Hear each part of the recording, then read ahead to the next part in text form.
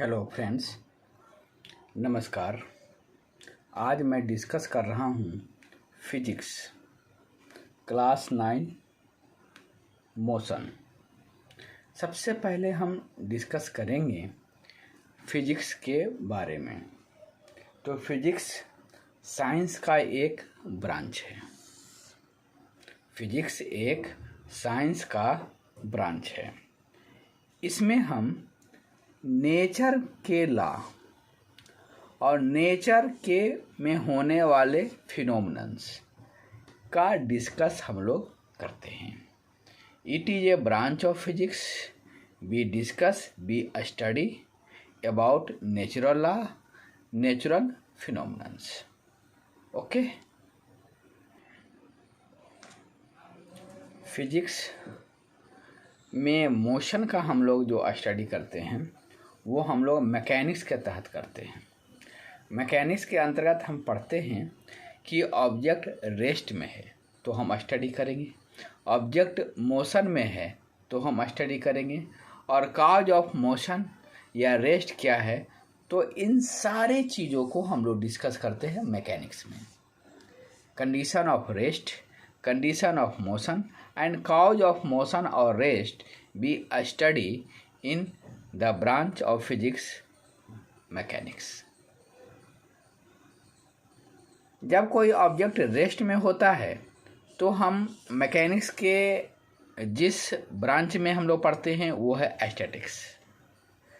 जब object motion में होता है तो हम लोग इसका स्टडी करते हैं काइनेमेटिक्स में।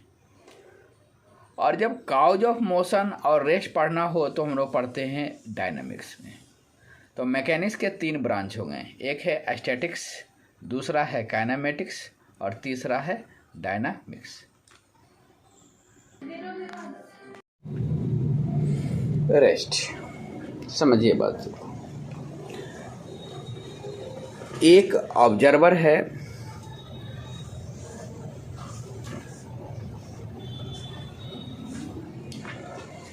एक मकान को देख रहा है।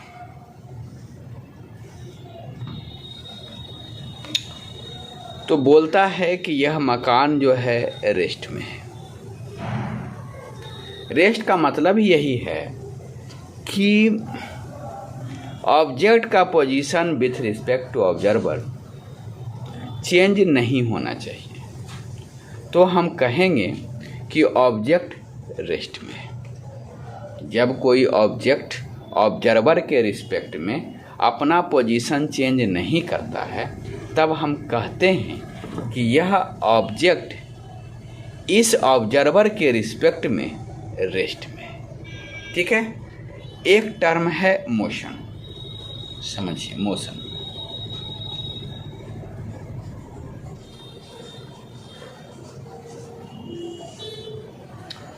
जैसे यहाँ पर एक कार है,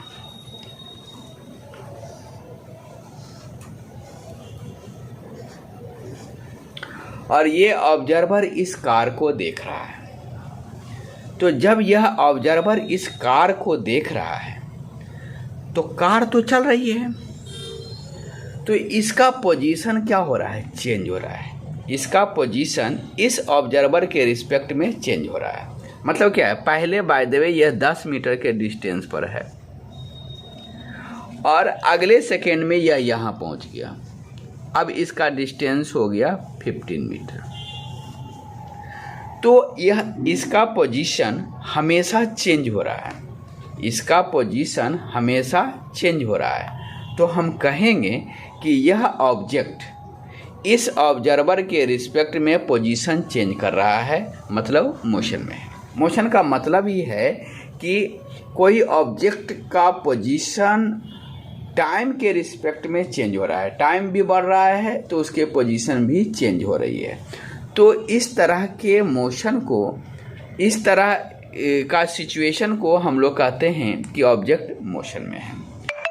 ठीक है।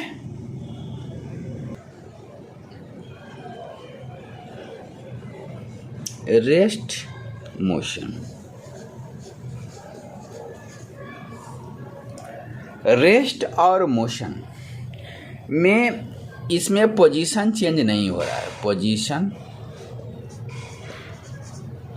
Is not changing, not changing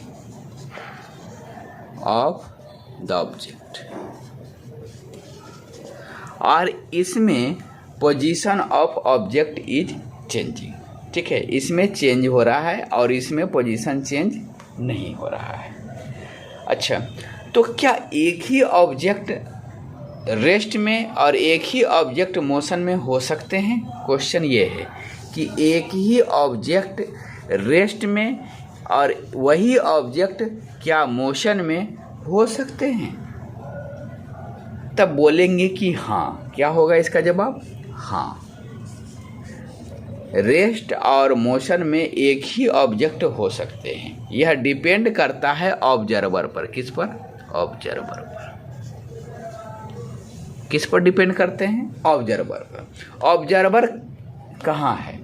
क्या ऑब्जर्वर के रिस्पेक्ट में यह ऑब्जेक्ट का पोजीशन बदल रहा है? यदि ऑब्जर्वर के रिस्पेक्ट में इसका पोजीशन बदलेगा तो वह ऑब्जेक्ट मोशन में होगी। यदि ऑब्जर्वर के रिस्पेक्ट में ऑब्जेक्ट का पोजीशन नहीं बदलेगा तो वह रेस्ट में होगी। सर पल्ले नहीं पड़े कुछ, चलिए समझते हैं बातों को।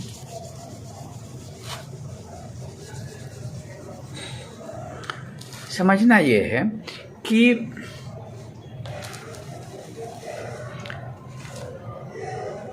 एक कार है, ठीक है, आर्टिस्ट तो है नहीं भैया, ये कार है और कार में दो दोस्त बैठे हुए हैं। एक दोस्त है ए और दूसरा दोस्त है बी, ठीक है, और बाहर से एक दोस्त देख रहा है सी। तो मैं पूछता हूं कि ए यदि ऑब्जर्वर है और बी एक ऑब्जेक्ट है तो क्या ए से बी की पोजीशन बदल रही है? तो नहीं। कार के अंदर दोनों बैठे हुए हैं। ए से बी की दूरी बाय द वे है 1 मीटर, तो इसकी पोजीशन नहीं बदल रही है। तो ऑब्जेक्ट बी, ये जो बी है, इज इन रेस्ट है विथ रिस्पेक्ट टू ए। लेकिन सी के रिस्पेक्ट में हम बात करें तो कार तो चल रही है। तो कार का पोजीशन सी यदि ऑब्जर्वर है तो यह क्या हो रहा है? चेंज हो रहा है। यह क्या हो रहा है? चेंज हो रहा है। तो जब यह चेंज हो रहा है, ऑब्जेक्ट का पोजीशन क्या हो रहा है? चेंज हो रहा है। ए का भी पोजीशन लगातार बढ़ रहा है, बी का भी पोजीशन लगातार बढ़ रहा है। तब हम कहेंगे कि बी का पोजीशन सी के रिस्पेक्ट में चेंज हो रहा है, तो बी मोशन में है। तो क्या बी ए के रिस्पेक्ट में रेस्ट में है या मोशन में है? तो रेस्ट में है। क्यों? क्योंकि इसका पोजीशन चेंज नहीं हो रहा है। और सी के रिस्पेक्ट में बी का पोजीशन चेंज हो रहा है या नहीं हो रहा है? तो चेंज हो रहा है, तो सी के रिस्पेक्ट में मोशन में है। तो एक ही बी है, ए के रिस्पेक्ट में रेस्ट में है और सी के रिस्पेक्ट में मोशन में है। तो रेस्ट और मोशन किस पर डिपेंड किए हैं? फ्रेम ऑफ रिफरेंस पर।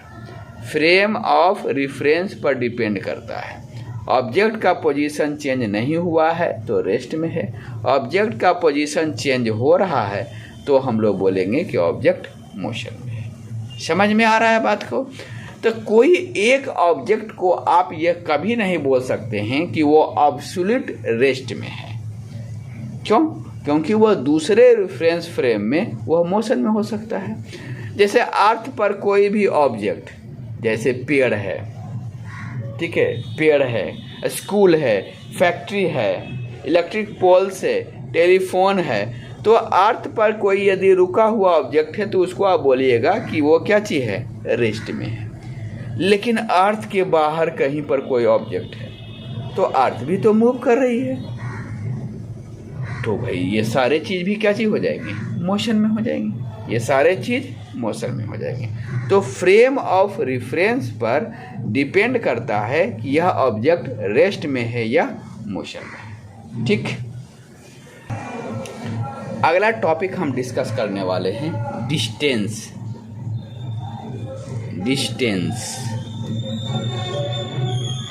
And displacement. ये मेरा टॉपिक है।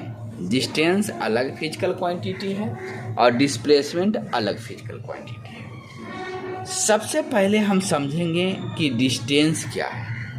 ठीक है, क्या समझेंगे कि डिस्टेंस क्या है। डिस्टेंस को हिंदी में हम लोग यूज करते हैं वर्ड दूरी से। हम लोगों का यह जाना पहचाना नाम है दूरी। हमारा स्कूल हमारे घर से 1 किलोमीटर की दूरी पर है, यूज करते हैं हम लोग। ठीक है, एक शहर दूसरे शहर से 5 किलोमीटर की दूरी पर है, 25 किलोमीटर की दूरी पर है। हम लोग फील ले रहे हैं दूरी को। दूरी का मतलब क्या है, समझिए कि एक मूविंग ऑब्जेक्ट कई पाथों से गुजरते हुए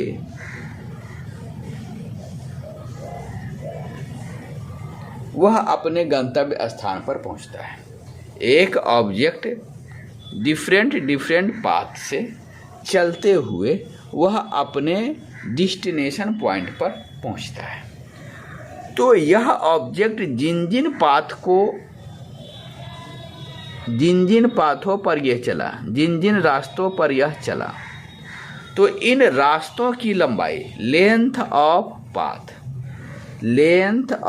path sum of length of path, या बोल सकते हैं लेंथ ऑफ पाथ की कुल लंबाई, total length of path from initial to final.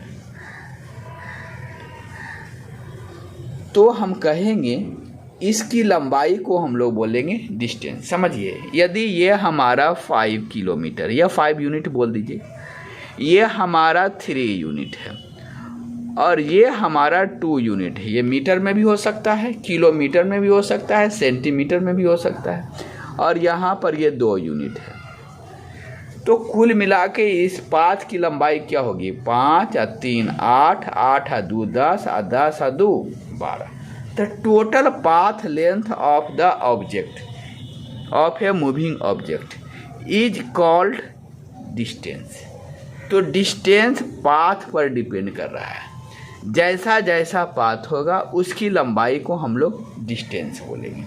यदि हम इसकी यूनिट की बात करें, यूनिट, तो इसका यूनिट क्या चीज होगा, मीटर, सेंटीमीटर, किलोमीटर। यदि बोला जाए कि इसका एसआई मात्रक क्या है, तो एसआई मात्रक मीटर होता है। डिस्टेंस का एसआई मात्रक मीटर होता है। यह पाथ लेंथ पर, पाथ पर डिपेंड करता है। ठीक है, अब हम बात करते हैं डिस्प्लेसमेंट की। डिस्प्लेसमेंट को हम लोग हिंदी में बोलते हैं विस्थापन। जब कोई ऑब्जेक्ट इनिशियल पॉइंट से फाइनल पॉइंट पहुंचा, चाहे वह किसी भी पाथ से गया हो, तो उसकी जो सबसे छोटी दूरी होगी, वही उसका क्या चीज होगा, डिस्प्लेसमेंट होगा।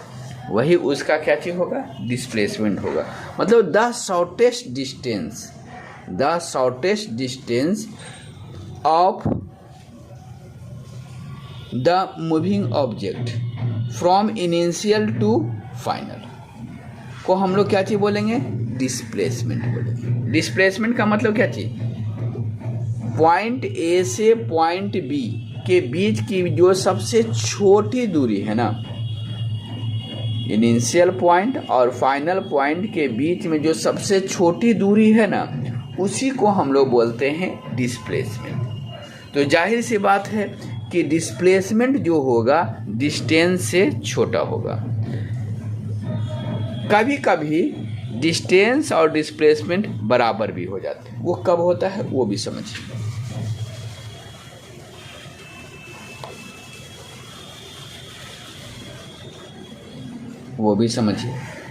कि एक ऑब्जेक्ट ए से स्ट्रेट लाइन में बी तक पहुंचा, तो इस सिचुएशन में शॉर्टेस्ट डिस्टेंस और पाथ लेंथ सेम है। तो इस सिचुएशन में डिस्टेंस और डिस्प्लेसमेंट सेम होंगे। पूछा जाता है कि कब डिस्टेंस और डिस्प्लेसमेंट सेम होते हैं, तो जब ऑब्जेक्ट एक स्ट्रेट लाइन में ट्रेवल करता है तब डिस्टेंस और डिस्प्लेसमेंट सेम होते हैं। कब होते हैं? जब ऑब्जेक्ट स्ट्रेट लाइन में चलते हैं। तो डिस्टेंस और डिस्प्लेसमेंट सेम हो सकते हैं। कब सेम हो सकते हैं? जब ऑब्जेक्ट स्ट्रेट लाइन में चलेंगे। अक्सर हाँ डिस्टेंस बड़ा होता है, डिस्प्लेसमेंट छोटा होता है। तो ये पॉइंट को आपको दिमाग में रखना है, ठीक है। अच्छा, क्लियर है बात को?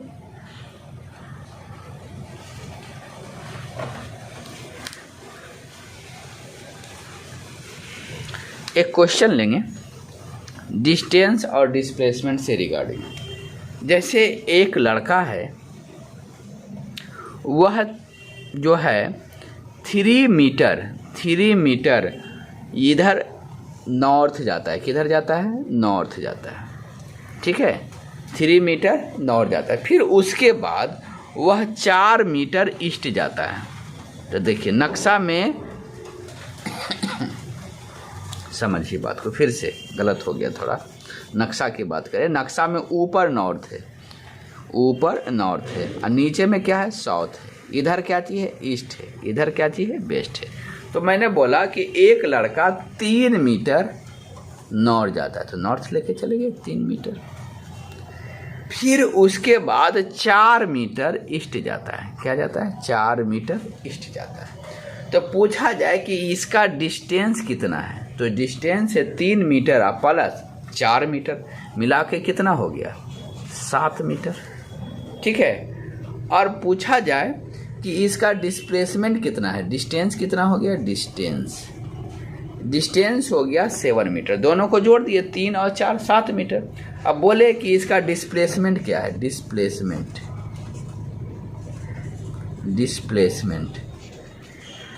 नहीं दिख रहा है, ठीक है। इसका डिस्प्लेसमेंट कितना है?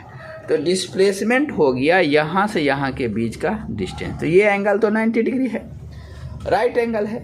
ये इसका हाइपोटेनस हो गया। तो हाइपोटेनस का फार्मूला है परपेंडिकुलर स्क्वायर अब प्लस बेस का स्क्वायर। तो 4 का स्क्वायर अब प्लस में 3 का स्क्वायर का रूट अंडर, ये हाइपोटेनस हो जाएगा। तो यही इसका वैल्यू होगा। 4 का स्क्वायर 16 और 5 का स्क्वायर 25। 16 और 25 को रूट निकाले तो कितना आ गया? सॉरी 4 है ना, ये 4 का स्क्वायर 16 और 3 का स्क्वायर 9, तो ये कितना हो गया? 25। 25 का मतलब है स्क्वायर रूट ऑफ 25 तो हो जाता है कितना? 5। तो इसका डिस्प्लेसमेंट हो गया 5 मीटर। ठीक है। एक क्वेश्चन और लेते हैं।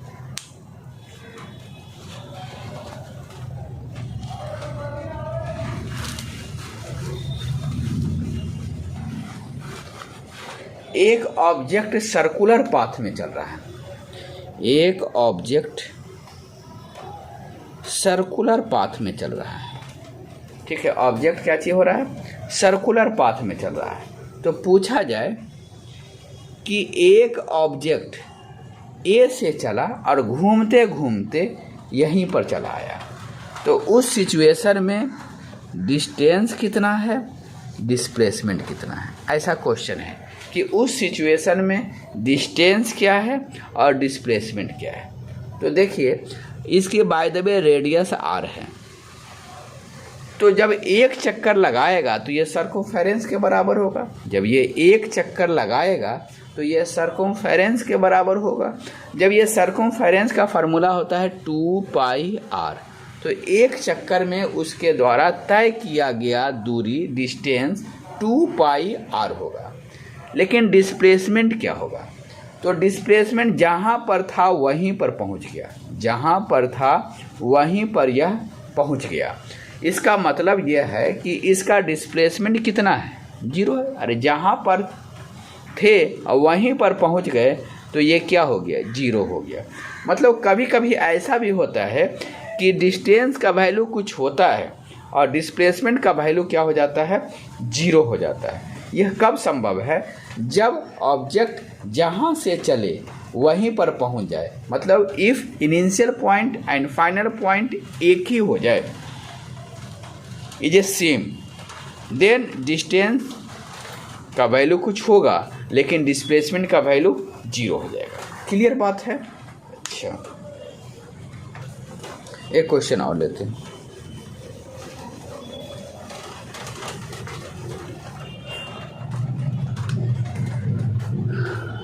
एक ऑब्जेक्ट सर्कुलर पाथ पर चल रहा है, ठीक है, और इसकी रेडियस r है और ये डायमेट्रिकली ठीक अपोजिट पहुंच जाते हैं A से B तक। तो पूछा जाए कि इसका डिस्टेंस क्या होगा और इसका डिस्प्लेसमेंट क्या होगा। इसका डिस्टेंस क्या होगा, इसका डिस्प्लेसमेंट क्या होगा। तो डिस्टेंस का मतलब ये हुआ कि ये हो जाएगा 2 पाई r का आधा, 2 पाई r का आधा हाफ सर्कमफेरेंस के बराबर है। That means pi into r। और डिस्प्लेसमेंट कितना होगा, ये इतना दूर r, इतना दूर r, मतलब 2r। ठीक है, तो इस सिचुएशन में डिस्प्लेसमेंट बड़ा है और डिस्टेंस बड़ा है और डिस्प्लेसमेंट छोटा है। हर एक सिचुएशन में यही होगा, डिस्टेंस बड़ा होगा या बराबर होगा और डिस्प्लेसमेंट छोटा होगा या बराबर होगा। याद है ना, डिस्टेंस बड़ा होगा या बराबर होगा डिस्प्लेसमेंट के। हमेशा ऐसा हो रहा है कि नहीं हो रहा है। चलिए आगे बात करते हैं।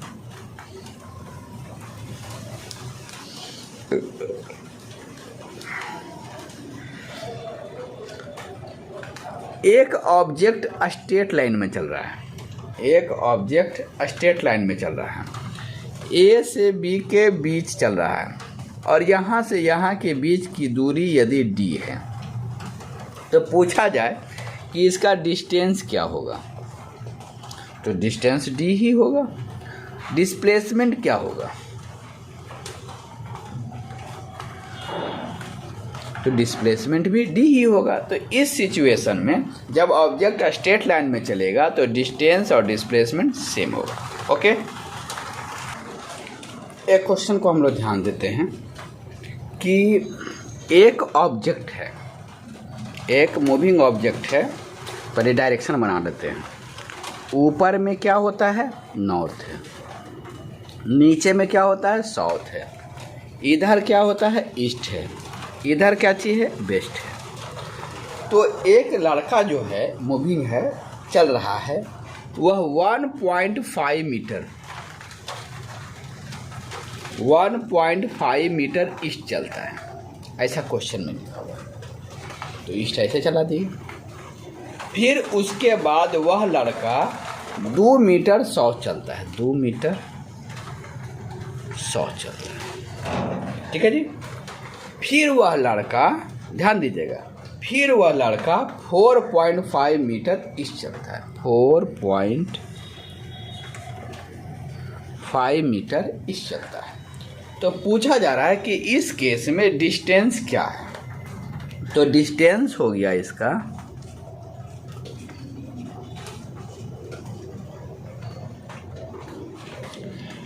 1.5 मीटर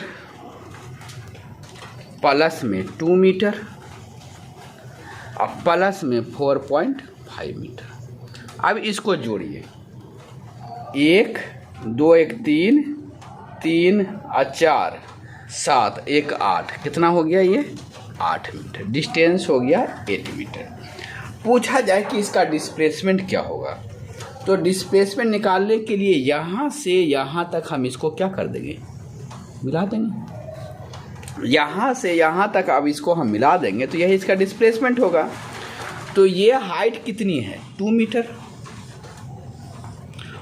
ये कितना है 2 मीटर, और ये यहाँ से यहाँ के बीच का जो डिस्टेंस है कितना है 1.5 मीटर। टोटल यहाँ से यहाँ तक कितना हो गया 4.5, अब प्लस में 1.5 कितना हो गया 5-6 हो गया। तो अब यह फोटो कुछ इस तरह से बन गया, ऐसे ध्यान दीजिएगा। और हमको निकालना क्या है, ये ABC हमको निकालना है डिस्प्लेसमेंट के लिए AC। क्या निकालना है AC, निकालिए AC, डिस्प्लेसमेंट हो जाएगा AC। तो ये हो जाएगा मेरा 2 का स्क्वायर अब प्लस में 6 का स्क्वायर। ये हाइपोटेनस है, तो हाइपोटेनस का स्क्वायर होता है परपेंडिकुलर का स्क्वायर प्लस में बेस का स्क्वायर का रूट अंडर। अब इसको सिंप्लीफाई करेंगे, 2 का स्क्वायर 4 और 6 का square 36, that means root under 40 metre. ठीक है जी, ये हो गया इसका डिस्प्लेसमेंट। इसको और भी करना चाहेंगे तो लिख सकते हैं क्या चीज 2 × 2 × 10, that means 2 root under 10 metre. ठीक है, कोई दिक्कत नहीं है। अगला टर्म है uniform motion. Uniform motion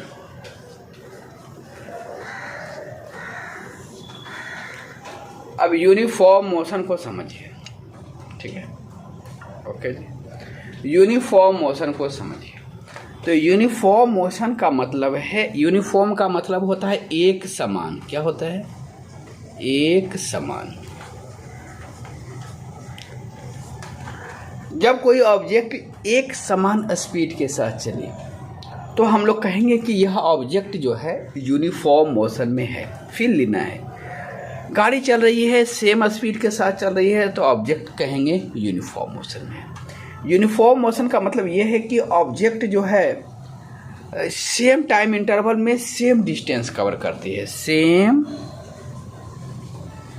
time interval, समझिएगा, सेम टाइम इंटरवल में सेम डिस्टेंस कवर करती है। सेम डिस्टेंस कवर करती है। जब कोई ऑब्जेक्ट सेम टाइम इंटरवल में सेम डिस्टेंस कवर करना शुरू कर दे तो ऑब्जेक्ट यूनिफॉर्म मोशन में कही जाएगी। यह कब होगा, जब ऑब्जेक्ट सेम स्पीड में चलेंगे।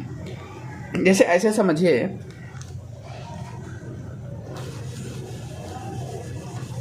कि यहाँ पर एक गाड़ी है,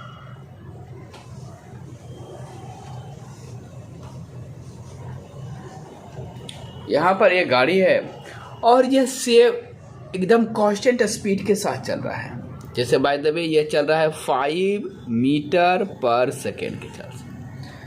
तो इसमें क्या होगा, ध्यान देना है। यहाँ लिख दिए टाइम और यहाँ पर लिख दिए डिस्टेंस। तो पहले सेकेंड में यह 5 मीटर चला जाएगा, दूसरे सेकेंड में ये 10 मीटर चला जाएगा, तीसरे सेकेंड में ये 15 मीटर चला जाएगा, चौथे सेकेंड में यह 20 मीटर चला जाएगा। तो हम क्या देख रहे हैं कि हर एक सेकेंड में यह 5 ही मीटर आगे चल रहा है। हर एक सेकेंड में यह 5 ही मीटर चल रहा है। हर एक सेकेंड में यह 5 ही मीटर चल रहा है। तो यदि इक्वल टाइम इंटरवल में इक्वल डिस्टेंस कवर करे तो हम कहते हैं कि वह ऑब्जेक्ट यूनिफॉर्म मोशन में है। यूनिफॉर्म मोशन में ऑब्जेक्ट सेम स्पीड के साथ चलती है। यूनिफॉर्म मोशन में ऑब्जेक्ट सेम स्पीड के साथ चलती है। सेम स्पीड के साथ चलती है। यह इक्वल टाइम इंटरवल में इक्वल डिस्टेंस कवर करती है। ठीक है जी। अच्छा, समझिएगा बात को कि इस सिचुएशन में यदि हम इनका ग्राफ प्लॉटिंग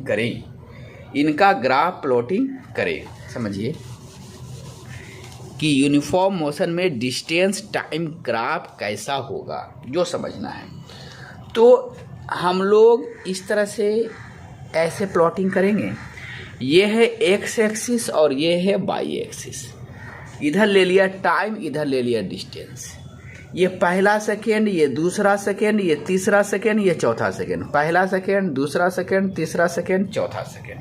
इधर ले लिया ये पहला मीटर, ये दूसरा मीटर, ये तीसरा मीटर, ये चौथा मीटर। भाई तो ये पूरा होगा नहीं, इसी के लिए हमने यहाँ पर कर दिया, यहाँ पर 5 मीटर, यहाँ पर 10 मीटर, यहाँ पर 15 मीटर और यहाँ पर 20 मीटर। ठीक है, ऐसा स्केलिंग ले लिया।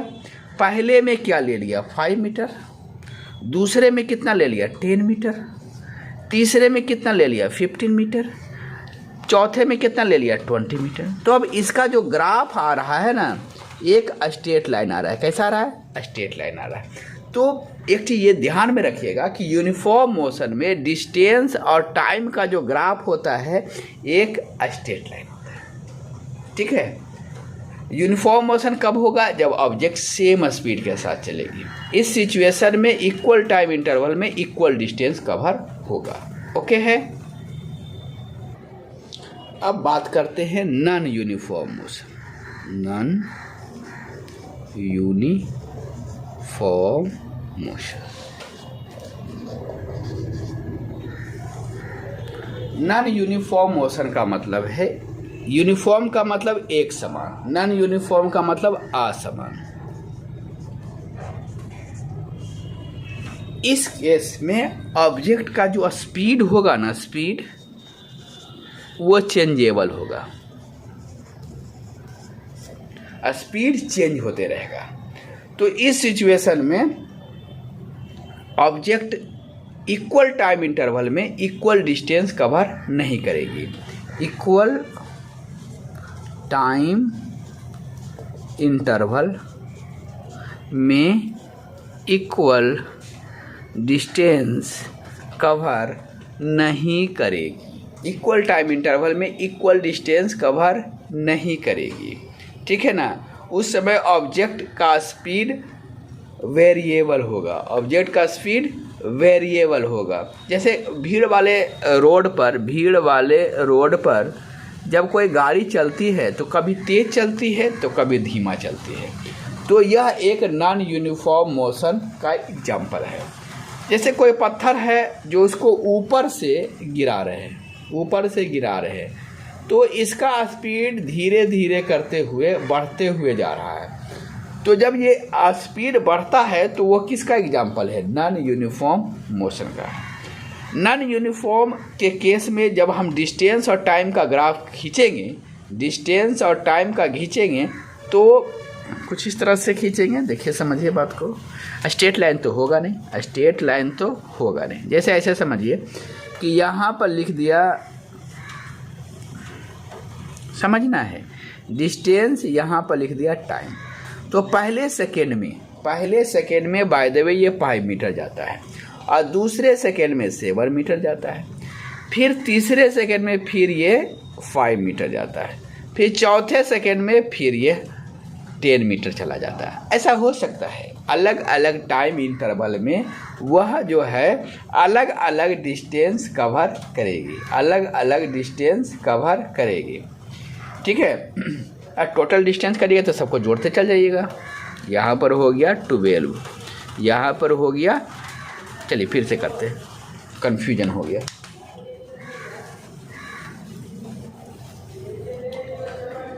इस सिचुएशन में यह अलग अलग डिस्टेंस कवर करेगी।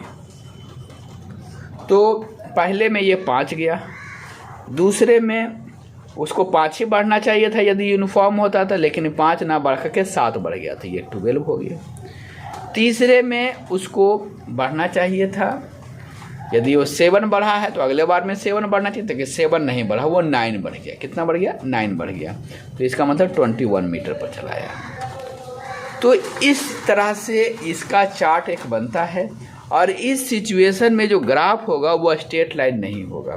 कैसा होगा? देखिए, 1 सेकेंड, 2 सेकेंड, 3 सेकेंड, इधर 5, इधर 10, इधर 15, इधर 20। तो पहले सेकेंड में गया 5 मीटर, दूसरे सेकेंड के अंत में ये पहुंच गया 12 मीटर, थोड़ा सा 10 से ऊपर कर देते हैं, और तीसरे सेकेंड में ये पहुंच गया कितना? 21 मीटर। 21। तो इसका ग्राफ जो है स्ट्रेट लाइन नहीं जा रहा है, कैसे जा रहा है, एक स्लोप में जा रहा है, एक कर्व जा रहा है। तो आपको दिमाग में ये रखना है कि नॉन यूनिफॉर्म मोशन में ग्राफ स्ट्रेट लाइन नहीं होता है, डिस्टेंस और टाइम का ग्राफ स्ट्रेट लाइन नहीं होता है। समझिए बात को।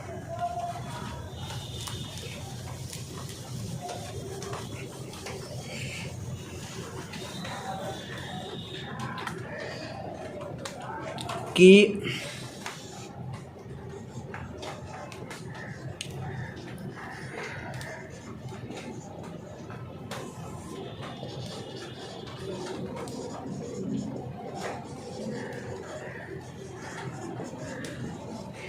यूनिफॉर्म मोशन में स्पीड क्या रहेगा, सेम, इसमें सेम नहीं रहेगा। यह इक्वल टाइम इंटरवल में इक्वल डिस्टेंस कवर करेगा, equal distance covers in equal interval of time. ठीक है, और यह equal distance equal time interval में नहीं कवर करेगा। इस केस में जो ग्राफ होगा डिस्टेंस और टाइम का, एक स्ट्रेट लाइन होगा। ठीक है जी, चलिए थोड़ा ऊपर कर दें। लेकिन इस केस में डिस्टेंस और टाइम ग्राफ स्ट्रेट लाइन नहीं होगा, एक कर्व्ड होगा। ठीक है, यह जिगजैग लाइन भी हो सकता है। ओके, तो यह वीडियो बच्चों के ज्ञानवर्धन के लिए मैंने बनाया है, और जो बच्चे साइंस में इंटरेस्टेड हैं और कुछ बेहतर करना चाह रहे हैं, तो प्लीज़ इस चैनल्स को आप शेयर करें। ठीक है ना, उन लोगों को जिनको ये ज़रूरत है। ठीक है, तो आज के लिए हम ये वीडियो को यहीं पर अंत करते हैं, और इसका नेक्स्ट पार्ट भी हम ज़रूर बनाएंगे। Okay, thank you.